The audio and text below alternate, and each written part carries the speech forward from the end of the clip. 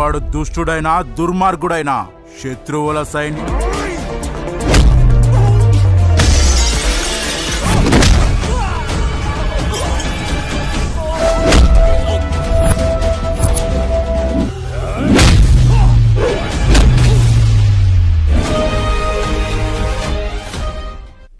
Halo sahabat, Assalamualaikum. Semoga sehat selalu dan senantiasa berbahagia. Terima kasih udah subscribe dan menyimak video-video SLMT TV. Semoga Tuhan Yang Maha Esa selalu memberikan rezeki yang berkah dan berlimpah ruah untuk sahabat semua. Nah, kali ini SLMT TV akan membawakan alur cerita film yang berjudul Raja 2024. Bagaimana keseruan filmnya? Nggak perlu banyak basa-basi, ini dia alur ceritanya.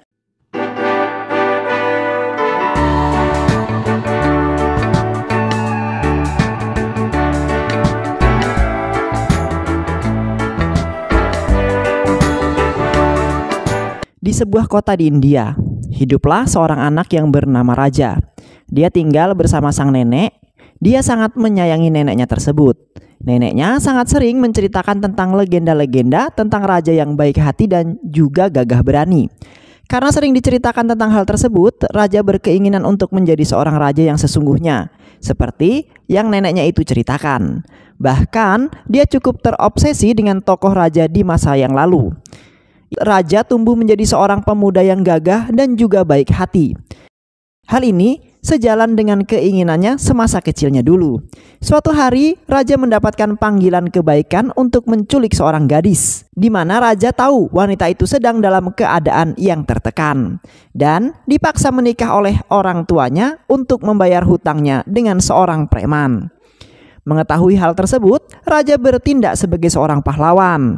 Dia membawa wanita itu untuk pergi menggunakan delman yang ditumpanginya.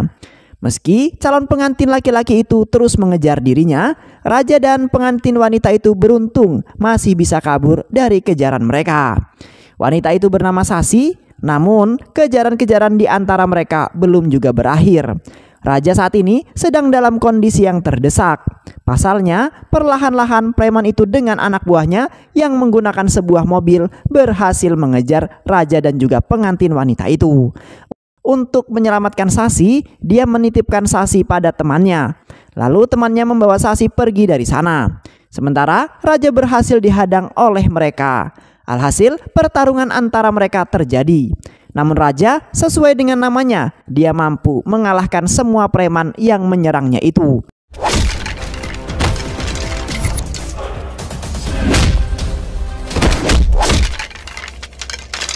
Mudah saja bagi Raja, dia bahkan tak terkena satupun pukulan oleh para preman tersebut.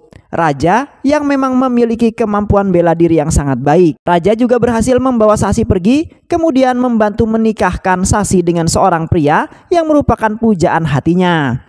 Mereka terlihat sangat bahagia. Atas hal itu, Raja juga ikut bahagia. Namun, Raja adalah seorang pengangguran yang tidak memiliki pekerjaan. Raja selalu dimanja oleh sang nenek. Neneknya bekerja di pasar untuk berjualan. Terkadang Raja ikut menemaninya, tetapi tetap saja dia hanya tidur saat di pasar. Sementara sang nenek terus bekerja keras untuk memenuhi kebutuhan hidup mereka. Tingkah Raja memang seperti seorang raja. Dia bahkan tidak ada rasa peka untuk membantu neneknya tersebut, sekalipun neneknya tidak meminta hal itu. Namun petugas pasar yang kasihan terhadap neneknya itu coba untuk berbicara pada Raja. Raja mendapatkan nasihat dari petugas itu. Dia menyuruh Raja untuk membantu neneknya bekerja. Dan sudah seharusnya dengan usianya yang semakin tua, neneknya beristirahat di rumah. Tak perlu kelimpungan mencari nafkah lagi. Mendengar hal tersebut, Raja merasa tersentuh hatinya. Esokan harinya, dia mulai bekerja menjadi seorang buruh pengangkut barang di pasar yang sama. Dia menjadi sadar di usianya yang sudah dewasa ini, dia seharusnya mencari nafkah untuk dirinya sendiri dan juga neneknya. Namun, neneknya mengetahui itu justru marah terhadap Raja. Karena dia tidak ingin melihat Raja kesulitan, apalagi kelelahan.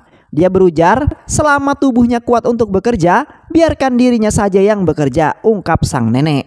Namun Raja menolak untuk berhenti. Dia tetap ingin bekerja dan menyuruh neneknya itu untuk istirahat saja. Namun sang nenek juga memaksa Raja untuk berhenti. melihat raja yang sangat ingin untuk bekerja. Neneknya itu mencarikan pekerjaan yang lebih layak untuk raja. Raja kemudian disuruh sang nenek untuk mencari kerja bersama Cikana. Cikana memiliki kenalan seorang pemilik warung makanan. Besoknya raja menghampiri Cikana. Ia meminta pekerjaan padanya.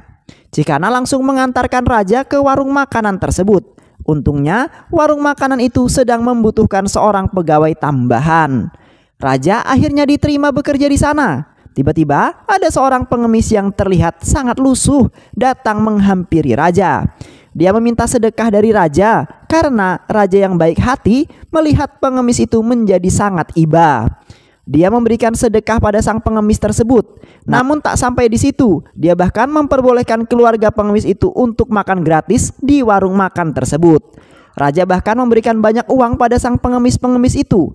Namun tak lama pemilik warung datang dan sangat kaget melihat kondisi warungnya yang dipenuhi banyak pengemis.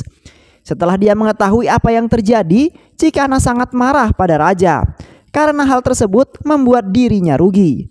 Dia kemudian langsung memecat raja saat itu juga, meminta ganti rugi atas apa yang telah dilakukan oleh raja kepada para pengemis itu. Namun raja yang baru bekerja sama sekali tidak memiliki uang untuk mengganti semuanya. Pemilik warung yang bertambah kesal menyuruh preman untuk menghajar raja. Namun raja dengan kemampuannya mampu melawan semua preman-preman suruhan pemilik warung tersebut. Dengan mudah ia mengalahkan semuanya, meski ia dikeroyok dengan menggunakan senjata-senjata tajam. Tak sengaja perkelahian raja di jalan raya itu dilihat oleh dua orang mahasiswi yang sedang melewati jalan tersebut. Ia penasaran dengan apa yang terjadi. Ternyata ada sebuah pertarungan di sana. Kebetulan mereka berada di sebuah fakultas psikologi. Mahasiswa itu bernama Gita. Gita kemudian tertarik untuk meneliti karakter dan kepribadian dari raja. Namun temannya Gita tidak setuju dengan pendapat Gita tersebut. Dia menolak ide dari Gita. Lalu mereka pergi untuk mengabaikannya. Temannya kemudian pergi dari situ. Ia ingin mendatangi suatu tempat. Namun tiba-tiba mereka bertemu dengan Gita dan temannya itu. Kemudian adu mulut karena memperebutkan satu lahan parkir yang masih tersedia. Pertemuan pertama mereka diwarnai dengan sebuah cekcok yang sangat tajam. Raja kemudian pergi meninggalkan Gita dan temannya itu. Cikana terus membantu raja untuk mencari pekerjaan. Kini dia memberikan pengarahan untuk raja, yang kemudian datang ke sebuah perusahaan dan melamar pekerjaan di sana. Namun saat bertemu dengan pimpinan perusahaan, ternyata bosnya itu pernah dihajar oleh raja saat dia menggoda seorang wanita. Keesokan harinya, raja kembali bertemu dengan Gita di sebuah gedung. Mereka hendak menaiki sebuah lift, di mana di sana raja mencoba untuk bersikap baik dengan menyapanya dan mengajak Gita berkenalan. Namun Gita malah cuek dan buang muka pada raja. Hingga saat ini raja belum mendapatkan sebuah pekerjaan. Namun mereka tidak putus asa karena kali ini mereka mendatangi sebuah tempat syuting film. Tapi sepertinya jodoh mereka itu kemudian bertemu lagi dengan Gita dan temannya. Kedatangan Gita adalah untuk menyelesaikan tugas kampusnya. Dia tertarik untuk mewawancarai sutradara pembuatan film itu karena kabarnya ia sering bertingkah aneh. Itu yang menjadi perhatian bagi Gita. Sutradara itu terlihat sangat pusing dengan sebuah cast film tersebut. Pasalnya, pemain film itu sangat sulit untuk diatur. Dia selalu lupa dengan dialog. Pemain film itu selalu lupa dengan dialognya. Namun untungnya, sutradara itu masih bisa mengontrol emosinya. Dia meluangkan waktu untuk diwawancarai Gita. Sementara raja yang melihat sutradara sangat kasihan. Dia kemudian bertindak seolah-olah sebagai seorang pahlawan. Dia mengambil alih peran dari case yang selalu salah tersebut. Dia berorasi di depan semuanya. Sutradara yang melihat hal tersebut merasa kagum. Ia mencium aroma aktor di dalam diri raja. Kemudian raja direkrut untuk menggantikan case yang sebelumnya itu. Hal itu kemudian membuat raja sangat senang. Rasa sangat beruntung karena sebelumnya dia bertemu dengan Gita. Sejak saat itu raja menganggap bahwa Gita adalah sebuah keberuntungan. Cikana kemudian menyarankan raja untuk mendekati Gita dan menjadikan seorang pasangannya raja. Apalagi paras Gita juga sangat cantik, cocok dengan raja yang gagah perkasa. Keesokan harinya, raja mendatangi kampus milik Gita. Raja melihat Gita yang sedang beradu argumen dengan sang dosen, kemudian membela Gita dan menyalahkan argumen dari dosen tersebut. Raja mengeluarkan sebuah argumennya di depan banyak orang. Entah kenapa, tiba-tiba raja seperti bukan raja yang seorang pengangguran. Dia seperti seorang yang sangat berpendidikan. Melihat hal tersebut, semua orang yang ada di sana merasa sangat kagum terhadap dosen dan juga Gita. Termasuk dosen dan juga Gita. Mereka mempersembahkan sebuah tepuk tangan yang meriah untuk raja. Sejak saat itu, Gita merasa tertarik dengan raja. Gita mengetahui bahwa raja sering di pasar karena dia pertama kali melihat raja di pasar itu. Namun, di pasar dia hanya menemui neneknya saja. Gita yang penasaran dengan raja lantas bertanya-tanya pada sang nenek. Ia cukup bingung, pasalnya raja kerap kali bertingkah seperti raja yang sesungguhnya. Namun neneknya merasa terganggu dengan pertanyaan tersebut. Nenek mengusir Gita untuk pergi dari hadapannya. Namun tiba-tiba preman pasar itu datang dan mengganggu Gita. Dia mengira Gita adalah kekasih dari raja. Dia ingin balas dendam pada raja. Namun raja sudah bersiap menunggunya. Melihat hal tersebut, raja langsung menghajar preman pasar itu tanpa ampun. Lagi-lagi tak ada yang berhasil melumpuhkan raja.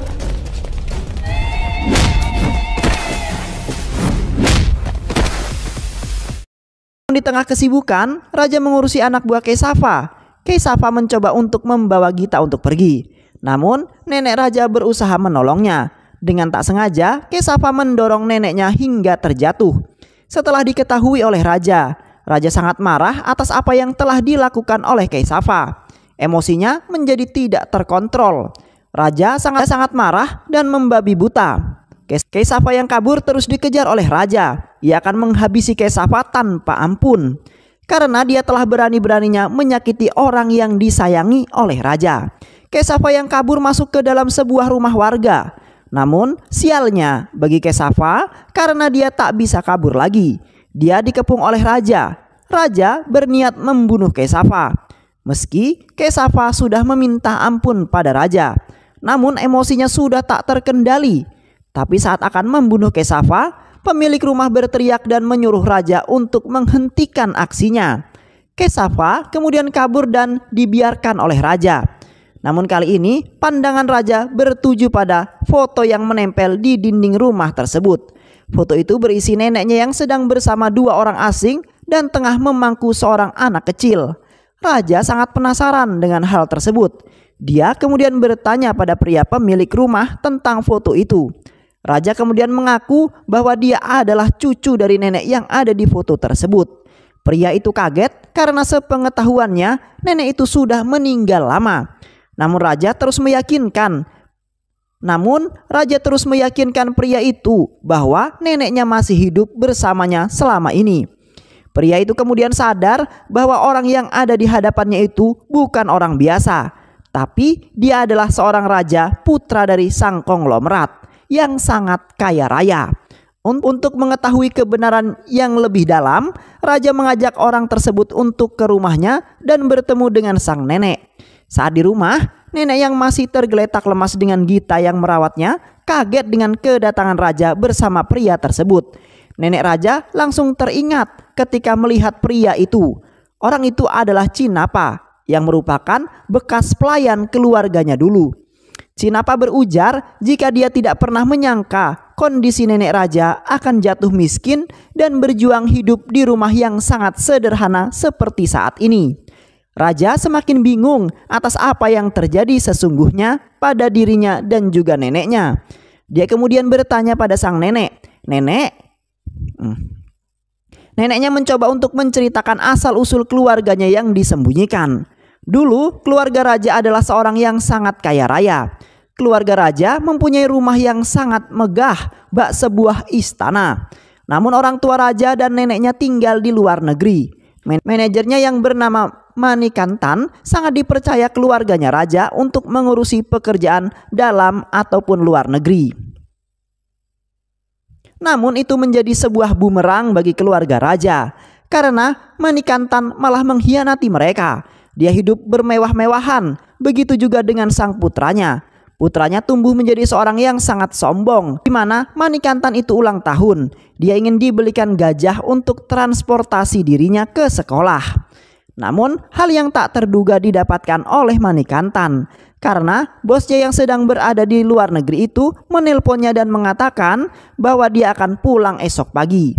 Manikantan sangat kaget. Dia langsung merapikan kembali berkas-berkas yang berisi kecurangan dirinya. Manikantan sangat sibuk untuk memanipulasi itu semua hingga melupakan ulang tahun putranya. Putranya itu dapat tertidur dengan pulas dengan hati yang sangat senang. Namun saat bangun, dia sudah pindah ke rumah yang sangat sederhana. Di sana, dia bersama Cinapa. Cinapa mencoba memberikan pengertian pada putranya itu bahwa kekayaan yang dinikmatinya selama ini adalah milik bos ayahnya. 116 ఎకరాల భూములకు ఇక్కడున్న Ayah raja dan ibunya pulang dari luar negeri. Mereka benar-benar disambut bak seorang raja. Bahkan Manikantan yang berperilaku seperti seorang budak, bahkan gajah yang sudah dibeli oleh Manikantan untuk hadiah ulang tahun sang anak, dibuat untuk menyambut kedatangan dari ayah raja dan ibunya. Hal tersebut kemudian membuat Manikantan diejek oleh teman-temannya. Kebusukan Manikantan untuk saat ini tertutup rapih. Tak ada satupun yang berani membongkar kejahatan dirinya. Bahkan ayah raja memuji Manikantan karena mampu memegang kepercayaan yang telah diberikan ayahnya raja. ఎంత త్యాగం చేశాడు నువ్వు అంతే. Keesokan harinya ayah raja bersama sang nenek itu datang ke sebuah kuil. Nenek raja cukup bingung dengan kondisi kuil itu. Pasalnya kuil itu seperti tidak terurus dan tidak ada sebuah renovasi sedikit pun yang dilakukan. Padahal ayahnya raja sudah menyumbangkan banyak tanah dan uang untuk kuil tersebut. Namun kenyataannya kini tidak ada yang berubah. Hal itu membuat mereka mulai merasa curiga. Ayahnya raja kemudian bertanya pada pendeta di kuil tersebut. Pendeta itu kemudian menceritakan semua yang dilakukan manajer kepercayaannya itu selama mereka di luar negeri. Selama ini Manikantan tidak pernah menjalankan kepercayaan dari Vera atau ayahnya raja.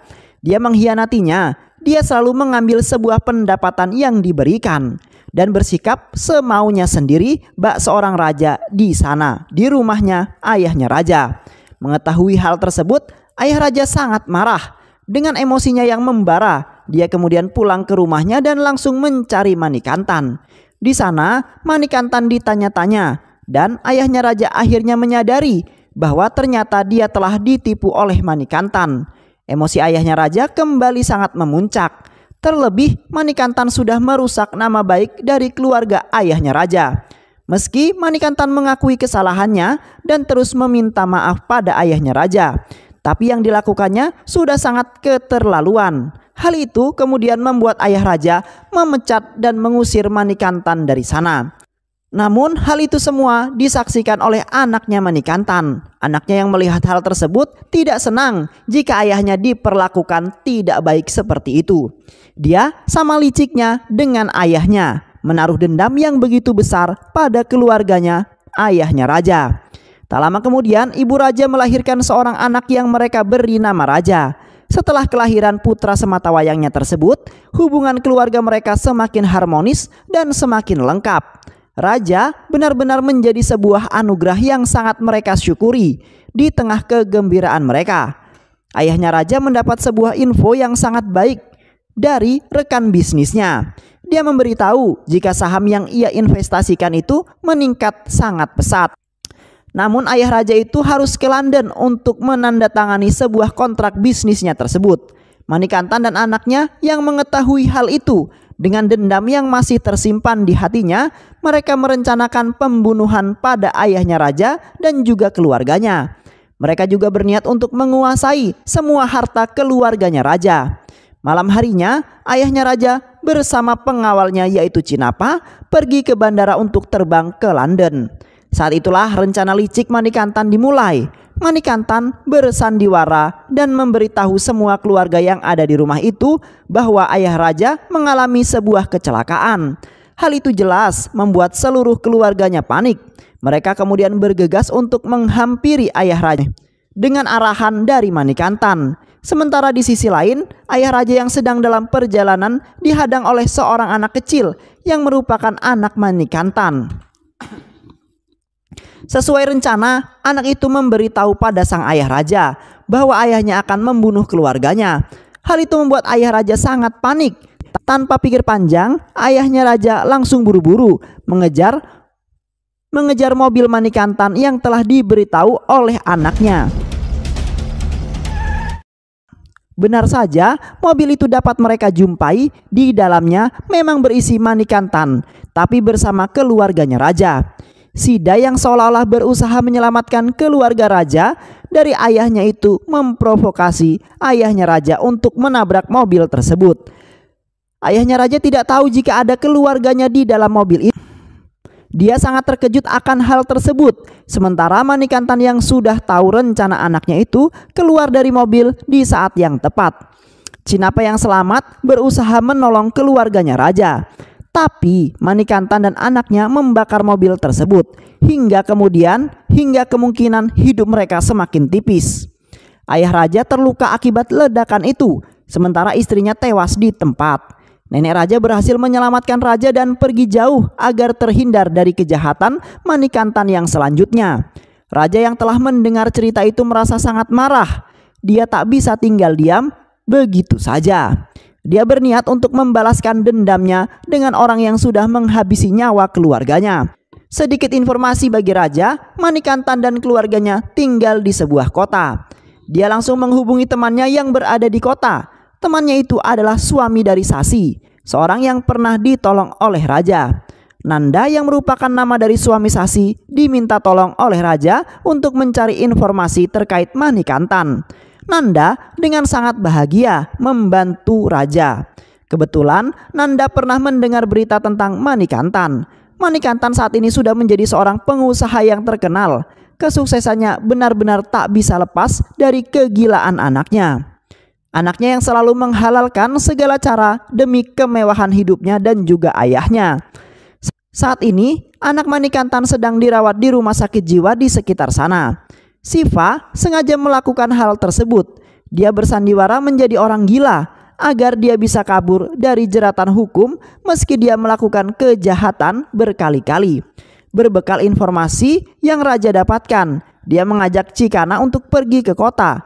Di tengah kota, dia mendapat seorang wanita yang berlari ketakutan. Wanita itu meminta tolong pada raja karena dia sedang dikejar-kejar oleh para preman yang merupakan anak buah dari Kesava. Namun ketika melihat raja, mental Kesava langsung ciut. Dia tak berani mengganggu wanita itu lagi. Wanita itu kemudian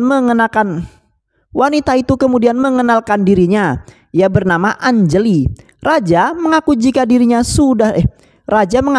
dirinya datang ke kota untuk mencari sebuah pekerjaan. Sebagai bentuk balas budi yang wanita itu lakukan, dia memberikan kartu nama dirinya dan menyuruh raja untuk datang ke perusahaan tempatnya bekerja karena nanti akan diberikan pekerjaan. Ternyata perusahaan itu milik Manikantan dan juga anaknya. Raja semakin mudah untuk mendapatkan informasi dari Anjali tentang Manikantan. Anjali kemudian memberitahu raja bahwa esok ulang tahun Manikantan dirayakan.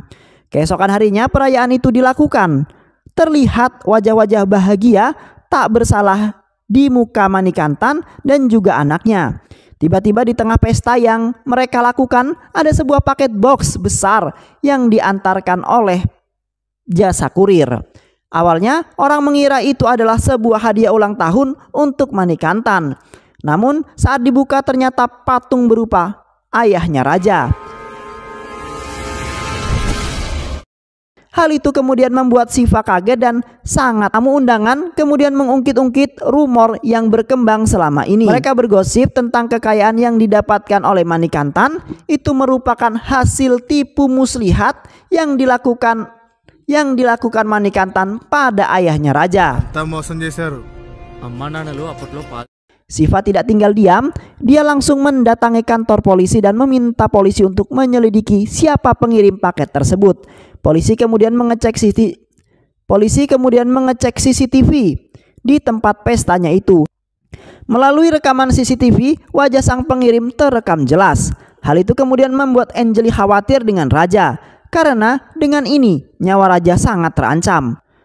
Anjali kemudian mempunyai ide untuk menyelamatkan Raja. Dia menyuruh temannya untuk membuat kasus palsu agar Raja ditahan oleh para polisi, karena menurutnya di kantor polisi nyawa Raja lebih aman. Manikantan juga sudah mengetahui bahwa pengirim paket itu adalah Raja. Oleh karena itu, dia sangat senang pria itu ditahan di kantor polisi. Berita penangkapan Raja itu terdengar hingga ke pengemis yang pernah dibantu oleh Raja. Semua pengemis itu kemudian demo di depan kantor polisi dan meminta polisi untuk membebaskan Raja. Namun polisi tertawa kekeh sebab apa? Dia harus menuruti permintaan seorang pengemis. Dia mempermainkan pengemis dengan meminta uang 2 lakhs, yang mana itu adalah angka yang cukup besar. Namun pengemis mengumpulkan uang yang dia dapatkan selama ini. Mereka kumpulkan menjadi satu. Polisi kaget melihat pengemis yang mempunyai uang sebanyak itu. Tapi inspektur meminta 2 lakhs lagi untuk membebaskan Raja. Kali ini pengemis itu kebingungan. Pasalnya semua duitnya sudah habis. Namun tiba-tiba datang seorang pengusaha yang bersedia membayar uang tebusan tersebut. Pengusaha itu merupakan rekan kerja ayah Raja yang saat itu janji untuk pergi ke London bersama. Dia mulai menyadari keberadaan Raja saat Raja mengirim paket yang berbentuk ayahnya Raja. Pengusaha itu yang mengurus bagian ayah Raja selama ini. Kemudian pengusaha itu memberikan bagiannya ayahnya Raja. Lalu seketika kehidupan Raja berbeda 180 derajat. Dia menjadi seorang miliarder. Tanpa pikir panjang, dia langsung mendatangi kediaman Manikantan. Dan dia berjanji untuk mengambil alih semua kekayaan milik Manikantan lagi. Manikantan marah mendengar hal tersebut. Dia menyuruh preman-preman untuk menyerang Raja. Namun lagi-lagi preman tidak ada perlawanan di matanya. Dia mampu mengalahkan semuanya dengan mudah.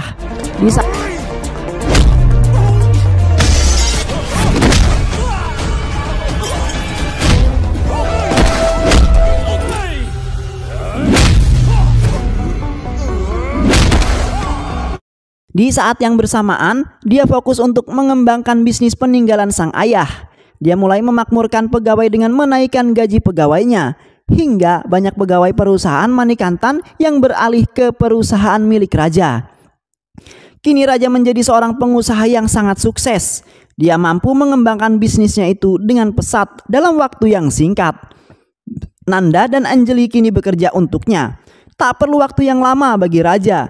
Di pasar global, perusahaannya Raja sudah mulai menguasai pasar. Bahkan mengalahkan perusahaan milik Manikantan yang selama ini berkuasa. Kini Raja menjadi idaman para wanita. Anjali temannya dan Gita berusaha mendapatkan cintanya Raja. Keesokan harinya Raja mendapatkan sebuah informasi bahwa sang ayah masih hidup. Saat ini dia sedang dibawa ke rumah sakit. Hal itu langsung membuat Raja pergi ke sana. Ternyata selama ini ayahnya Raja itu masih hidup. Dia dirawat oleh pendeta yang ada di daerah sana. Tak lama Siva mengetahui identitas Raja Martanda. Siva yang memang dari awal licik menyuruh preman-premannya untuk datang ke rumah Nanda, di mana banyak berkas perusahaan yang disimpan di sana. Namun Nanda dan istrinya bungkam perihal itu semua, yang menyebabkan mereka dibunuh. Raja telat menyelamatkan mereka. Di saat yang bersamaan dengan kelicikan Siva, ia menculik Vero dan neneknya Raja. Siva ingin mencuci uang milik Raja.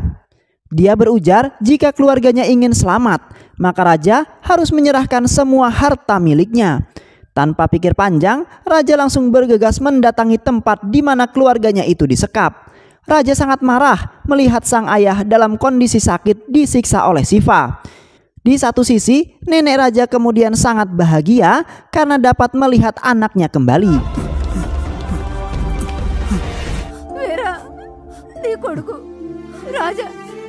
Raja diserang oleh anak buah Siva. Raja sangat marah. Begitu juga dengan ayahnya raja. Ayahnya raja kemudian menyuruh anaknya itu untuk menghabisi Shiva dan semua anak buahnya.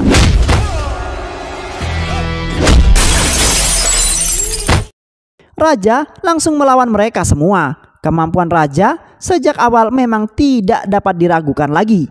Ia berhasil membantai semua para preman-preman itu dan beserta Shiva. Shiva kini berduel dengan raja. Ternyata Shiva sangat lemah. Dia langsung kalah ketika berhadapan dengan raja.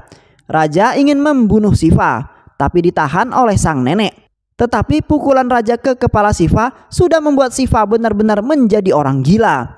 Setelah semua selesai, raja kembali membawa sang ayah ke rumah sakit. Dan film pun selesai. Baik sahabat, itulah alur cerita yang berjudul Raja 2024. Bagaimana keseruan filmnya? Mudah-mudahan sahabat semua terhibur dengan alur cerita film ini. Sehat selalu. Wassalamualaikum warahmatullahi wabarakatuh.